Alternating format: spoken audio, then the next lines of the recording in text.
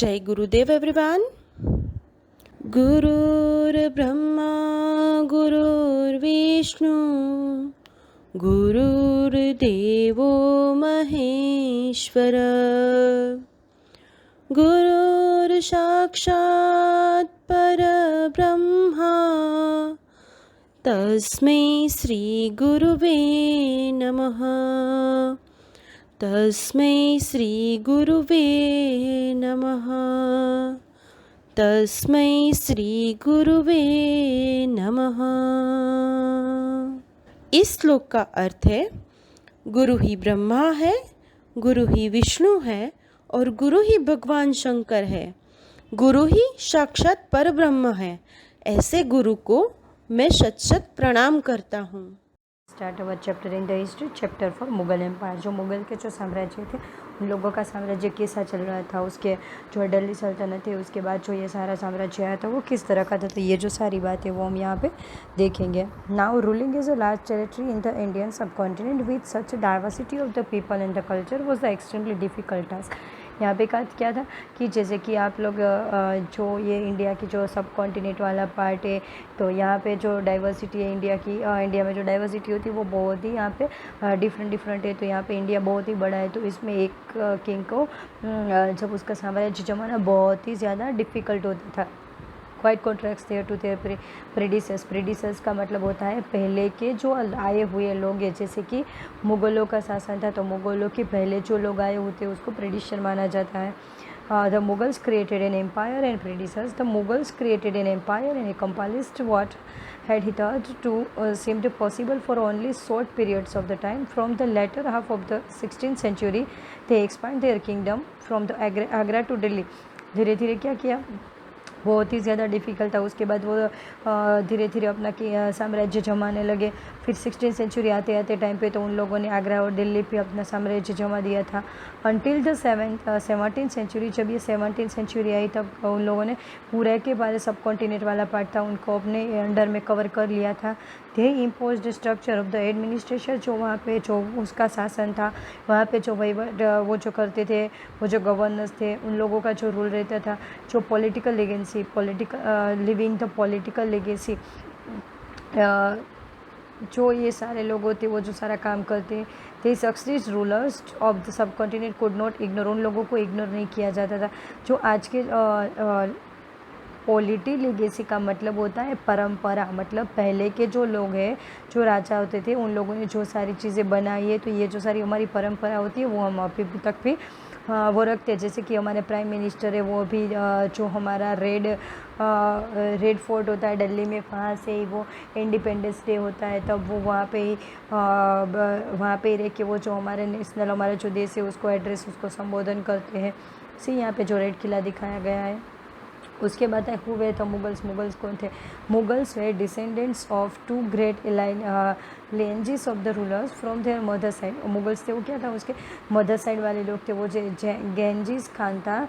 और जो Mughal ruler who ruled over parts of the China and the central Asia, जो उन्होंने बहुत सारा कवर किया था। उसके बाद उसके फादर की साइड था, वो जो था तैमूर था। तो ये जो रूलर थे उन्होंने ईरान, इराक और जो तुर्की कहा जाता था उसके ऊपर अपना साम्राज्य जमाया था। Mughals did not like to be called the Mughal का ना, उन लोगों को मुगल कहलाना नहीं पसंद था। इसका मतलब है मुगल क्यों नहीं पसंद था, क्योंकि ये जो गेंजिस खान था वो सब लोगों के साथ बहुत ही खराब, मतलब उनका बिहेवियर था लोगों के प्रति, वो बहुत ही, उसका किंगडम में वो लोगों को बहुत ही ज़्यादा परेशान करता था, तो उन लोगों को ये पसंद ही नहीं था। It was also linked with the Uzbeks, they are Mughal competitors. On the other end Mughals were, जो यहाँ पे देखो, यहाँ पे दिखाया गया है कि जो तैमूर है वो यहाँ पे बीच में, तैमूर है वो यहाँ पे बीच में बैठा है। उसके बाद ये उसका जो साम्राज्य था वो 1 बाय 1 करके अकबर तक पहुँचा था। इसके बाद यहाँ पे भी ये लोग बैठे हैं। ओके, तो यहाँ पे क्या है कि जो मिनिएचर पेंटिंग का माना जाता है कि मतलब एक ही जगह पे सारा दिखाया जाता है। जो तैमूर है वो बीच में है, उसके बाद तैमूर जो सेंट्रल में है, उसकी राइट साइड पे वो जो उसका सन मीरान शाह है। उसके बाद जो अबू सईद है, वो जो बाबर जो ग्रैंडफादर थे, to the left of the Timur and the sultan Mahmud Mirza, जो यहाँ पे ग्रेट ग्रैंडफादर है, उमर शेख है। तो ये जो सारे उसकी सारे के सारे लोग यहाँ पे दिखाए गए हैं। Now they celebrated their genealogy pictorially, मतलब वो जो साथ में बैठ के एक ही फ्रेम के अंदर सारे के सारे लोग आ गए, तो ये जो सारा है वहाँ पे दिखाया गया है। अभी आता है मुग़ल मिलिट्री कैंपियंस, ये जो लोग हैं ना देखो युद्ध करने के लिए जो सारे के सारे लोग साथ में जा रहे हैं वो यहाँ पे दिखाया गया है। मुग़ल लोगों की आर्मी यहाँ पे दिखाई है। बाबर था वो जो फर्स्ट मुग़ल एम्पीरियल था, उन्होंने जो फेरग्रन था वहाँ पे उन्होंने थ्रोन किया था, मतलब वहाँ पे पहले अटैक किया था। And when was only 12 year का था तब उन्होंने वहाँ पे अटैक कर लिया था। उसके बाद he was forced to leave his ancestral throne due to the invention of another Mughal group the Uzbeks after years of the wandering. उसके बाद उसको जो हरा दिया था उसके बाद वो क्या करता था, बहुत ही सारी जगह पे वो घूमता रहता था। तो वो ऐसे ही वंडरिंग करते करते काबुल थे वहाँ पे 1504 में पहुँच गया था। उसके बाद 1526 में उनको सुल्तान ऑफ दिल्ली के जो से इब्राहिम लोडी थे उनको हराया गया था पानीपत में जो, और उसके बाद उन्होंने दिल्ली एंड आगरा है वो उसको कवर कर लिया था। ओके, उसके बाद यहाँ पे जो आता है वो है जो मुग़ल के बारे में हम नीचे जो दिया गया है वहाँ पे हम स्टडी करेंगे। यहाँ पे ये जो पिक्चर्स है वहाँ पे दिखा है कैनॉन्स मतलब जो तोप होती है, तोप का सबसे पहले यूज़ बाबर ने किया था अटैक करने के लिए। तो ये जो पानीपत की युद्ध हुआ था ना उसमें बाबर ने ये जो सारा है वो यूज़ किया था। गन पाउडर टेक्नोलॉजी उसने इंडिया में ये 14th सेंचुरी में आ गई थी, तो उन्होंने जो ये सारी टेक्नोलॉजी को यूज़ करके बहुत ही ज़्यादा यूज़ करके सब लोगों को हराता था, तो उसका किंगडम बहुत ही ज़्यादा बड़ा होता जाता था। नाउ जो टेबल है Mughals empires major campaigns and events, सबसे पहले कौन आया, सबसे पहले बाबर आया था। बाबर ने क्या किया था, 1526 टू 1530 तक उसका साम्राज्य था। देखो उन्होंने 4 साल में एक ना एक उसकी युद्ध है ना वो चालू ही रहा है। पहले उन्होंने इब्राहिम लोडी को हराया था, सपोर्टर थे उनके अफ़गान वाले लोग जो उनके पानीपत की लड़ाई में उसके सपोर्टर थे। उसके बाद उन्होंने 1527 पे राणा सांगा को हराया था जो राजपूत को ऊपर रूलर्स थे खौना में। उसके बाद उन्होंने राजपूत जो चंदेरी के थे उनको हराकर आगरा एंड दिल्ली उनका कवर कर लिया था। उसके बाद आता है हुमायूं का शासन था 1530 से लेके 1540 तक, 1555 से लेके 1556 तक। तो ये हुमायूं था ना, उन्होंने क्या किया था, वो चाहता था डिवाइड कर दिया था जो inheritance to the will of his father, उनके फादर थे, उनका जो सारा का जो एक किंगडम होता है उसका जो स्टेट होते हैं उन्होंने सारा का सारा डिवाइड कर दिया था। पर जो उसका डिवाइड भी किया था वो किस तरह से किया, सब लोगों को उसके जो ब्रदर्स थे उनमें भी डिवाइड किया था। पर जो उसका भाई था मिर्ज़ा कामरान, उनको जो हुमायूं थे ना उनके ऊपर उन्होंने खुद ने वहाँ पे युद्ध कर दिया था उसके साथ। जो शेर खान था, शेर खान ने भी ये हुमायूं को उनके फिर हरा दिया था। In Iran Humayun received help from the, फिर उसके बाद हुमायूं को एक सफ़ाविद शाह है ना उससे हेल्प मिली थी। उसकी हेल्प से क्या हुआ था कि वो फिर से मतलब वहाँ पे अपना साम्राज्य जमा पाया था। इसके बाद आता है अकबर है, वो 13 साल के थे तभी उसको वो किंग बन गए थे। ये माना जाता है कि ये जो अकबर थे ना उसका शासन बहुत ही लंबा चला था और वो बहुत ही अच्छी तरह से शासन किया था। वो लोगों को परेशान भी नहीं करते थे, लोगों के साथ अच्छी तरह से बिहेव करते थे। उनका ये नहीं था कि वो किंग है तो उनका ही सामने चलेगा, वो सबकी भी सुनते थे। तो ये जो सारी बातें वो अकबर की अच्छी थी, इसलिए उनका साम्राज्य बहुत ही बड़ा हो गया था। जैसे देखो यहाँ पे उसका शासन है वो पहले 1560 लेके 70 तक चला। उसमें क्या था, अकबर है ना वो खुद इंडिपेंडेंट था। तो सबसे पहले अकबर का जो शासन था वो इंडिपेंडेंट था। उसके बाद Bairam Khan and other members of this domestic staff में थे, मिलिट्री कैंपियंस में थे वो लोग। तो उन्होंने अपनी मिलिट्री भी बहुत ही बड़ी बना ली थी, लॉन्च की थी अगेंस्ट सूरीज लोग थे ना जो अफगान के थे। उसके नेबरिंग का किंगडम था Malwa and the Gondwana and to supports the revolt. ये जो लोग थे ना वो उन लोगों को ये विद्रोह होता था ना उसमें सपोर्ट करते थे। पर जो उसका हाफ ब्रदर होता है, हाफ ब्रदर का मतलब होता है उसके पापा एक होते हैं और उसकी मम्मी होती है ना, वो जो मदर होती है वो अलग होती है। तो वो उसके सपोर्ट सरप्रेज थे। इन 1568 टू सिशोदिया की जो कैपिटल है चित्तौड़, और उसके बाद रणथंबोर है, उस सारी की सारी जगह पे उन लोगों ने कवर कर लिया था, मतलब अपना किंगडम जमाने लगे थे। उसके बाद 70 to 85 का टाइम आता है। तो उसमें क्या किया, गुजरात के जो बहुत ही सारे पार्ट थे जैसे कि गुजरात में फिर कैंपियन की थी। उसके बाद ईस्ट इन तो बिहार है, बंगाल है, उड़ीसा है, वो सारी जगह पे उन लोगों ने फिर बाद में सारी जगह पे वो जो कैंपेन करता था। फिर उसका मिर्ज़ा हकीम है ना, वो जो उसका हाफ ब्रदर था, उन्होंने विद्रोह कर दिया था। फिर 85 to 1605 तक अकबर का साम्राज्य था। फिर उसने campaign were launched in the north west में उन्होंने अपना किया था। फिर Kandahar was seized from the Safavids, Kashmir was annexed as Kabul, also Kabul after the death of the Mirza Hakim. ये जो मिर्ज़ा हकीम की डेथ हो गई, उसके बाद उन्होंने उनका एरिया था वो भी कवर कर लिया था, जो डेक्कन वाला पार्ट है। और जब ये जब उसका शासन था ना, वो जब उसकी एज हो गई, तभी उस जो प्रिंस सलीम था, फ्यूचर ऑफ एम्पायर जहांगीर था, उसके हाथ में फिर ये आ गया था। फिर बहुत सारे एरिया थे ना, जैसे कि अहमदनगर, बेरर, खानदेश, वहाँ पे वो अपना शासन है ना वो नहीं जमा पाए थे। उसके बाद थे जहांगीर है वो क्या है, जहांगीर ने 1605 से 27 तक उसका शासन रहा है। देखो, मिलिट्री कैंपेन स्टार्ट बाय जो अकबर ने की थी, उन्होंने कंटिन्यू किया था। सिसोदिया के जो रूलर थे, मेवाड़, अमर सिंह, एक्सेप्टेड मुगल सर्विस। उन लोगों ने क्या किया था, उन लोगों ने मुगल लोग थे ना, उन लोगों को एक्सेप्ट कर ही लिया था। Less successful campaigns against the Sikh, the Ohms and the Ahmednagar followed. Prince Khurram, the future emperor Shah Jahan, rebelled in the last year of his reign. The effort when Nur Jahan, Jahangir's wife, जो जहांगीर की wife थी नूर जहाँ, to marginalism him were unsuccessful. फिर क्या हुआ था, जैसे कि वो थोड़ी उसकी जो सक्सेस थी ना वो चाहती रहती थी, फिर वो जीत नहीं पाते थे। जब उसकी वाइफ थी नूरजहाँ, उसने भी अपने एफर्ट डाले थे, पर वो फिर भी सफल नहीं हुई थी। उसके बाद आया शाहजहाँ का जब ये शासन आया था 27 से लेकर 58 तक, क्या हुआ था, मुगल कैंपेन कंटिन्यूड हुआ था डेक्कन अंडर द शाहजहाँ ने। दब खान, नोबेल खान, जहान लोडी, उन लोगों ने जो ये विद्रोह किया था। Campaign were launched against Ahmednagar, जो अहमदनगर के जो कैंपेन वहाँ पे उन लोगों ने ये जो विद्रोह था वो किया था। Bundelas were defeated and Orchha seized in the north west. Campaign to seize Balkh from Uzbeks was unsuccessful. फिर वो सक्सेस नहीं गया था, फिर वो धीरे धीरे क्या होता रहता था, उनका किंगडम डगमगाने लगा था। 1632 Ahmednagar was finally annexed and the Bijapur was just for peace.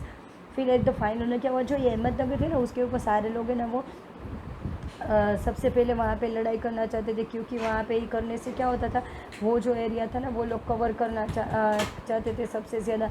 In 1657 to 1658 there was a conflict मतलब कि वो जो फिर से होने लगा था। क्या था, शाहजहाँ के जो सन थे औरंगज़ेब जो था, तो औरंगज़ेब ने उसके ऊपर वो जो विक्ट्री हासिल की थी। उसके जो 3 ब्रदर थे, दारा सुखो थे, उनको मार दिया था। Shah Jahan was imprisoned for the rest of his life in Agra. फिर उन्होंने क्या किया कि आगरा में ही अपनी सारी की सारी लाइफ वहाँ पे उन लोगों ने रेस्ट मतलब कि वहाँ पे उसको कैद कर दिया था। उसके बाद आता है औरंगज़ेब। ये जो औरंगज़ेब था ना उसके शासन में उन्होंने बहुत ही ज़्यादा रिबेल्ट किया, मतलब बहुत ही ज़्यादा विद्रोह किए हैं और बहुत ही ज़्यादा लोगों को भी परेशान करता था। ये अकबर और उन लोगों का साधन था ना, तो उसमें क्या था, वो युद्ध करते थे। फिर युद्ध के बाद उसका जो भी सारा होता था ना तो वो वापस देते थे सबको, और बोलते रहते थे कि उन लोगों को सब लोगों को नहीं परेशान करते थे।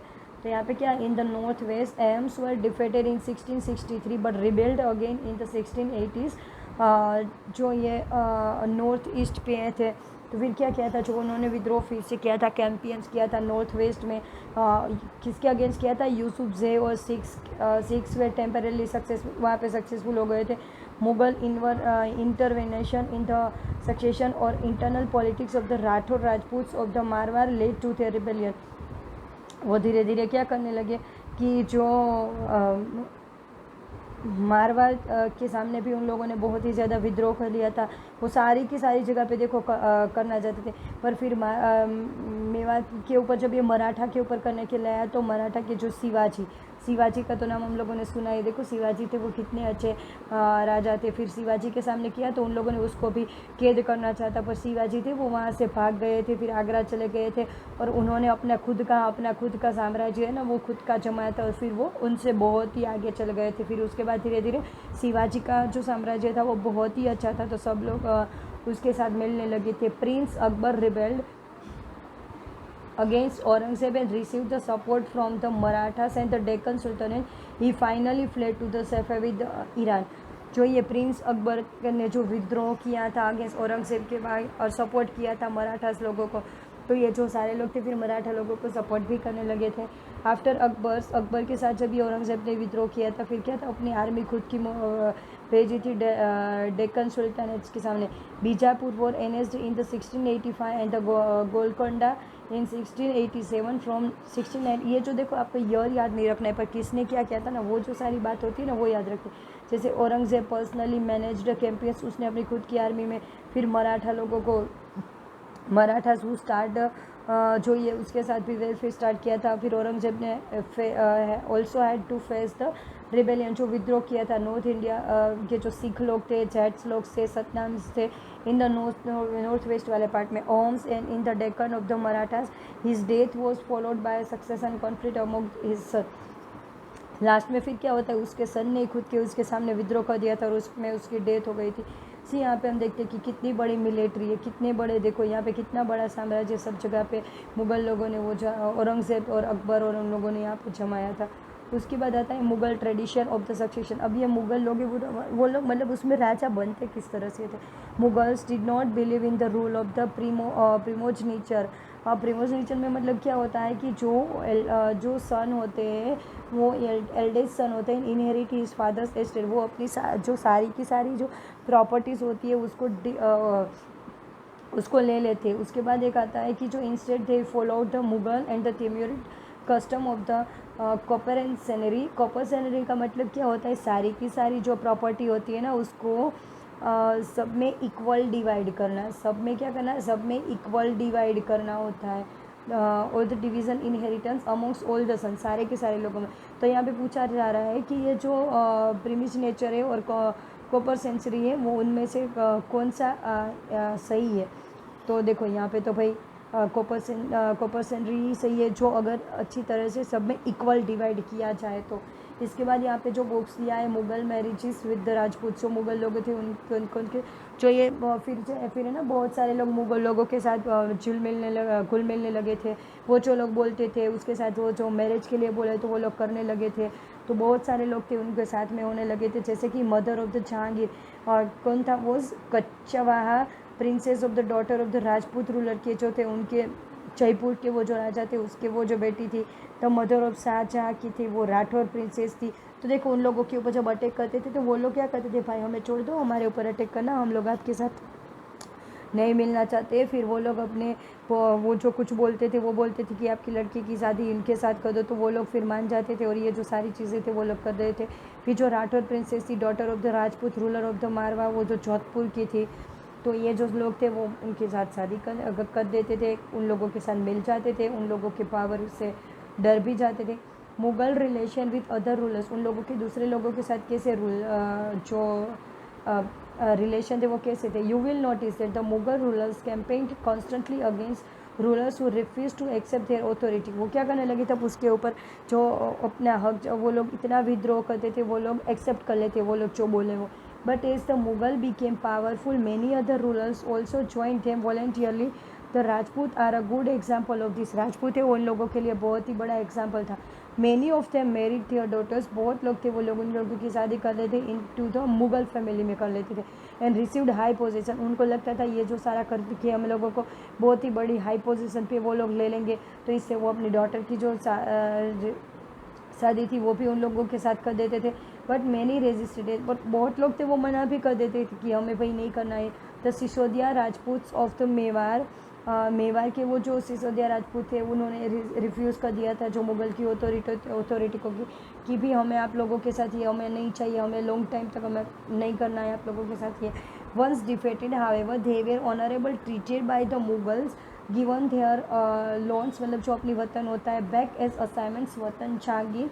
Their careful balance between the defending but not humiliating their opponents enabled the Mughals to extend their influence over many kings and saints, but it was difficult to keep the balance all the time.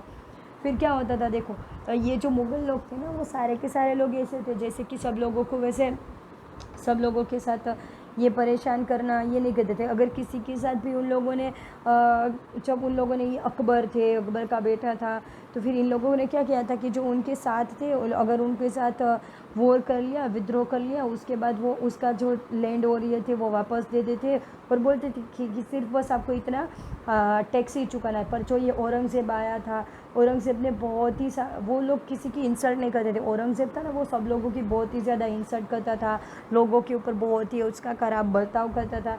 उसके बाद आए शिवाजी। शिवाजी थे, वो भी बहुत ही अच्छे king माने जाते थे। Shivaji when he came to accept Mughal authority, what was the consequence of this insult.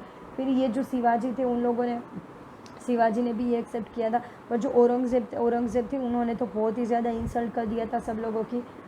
Okay, now we finish our lecture here. Now the other remaining chapter we finished in other video. Okay, hope you understood all the things. Now I finish my video. Thank you so much, student.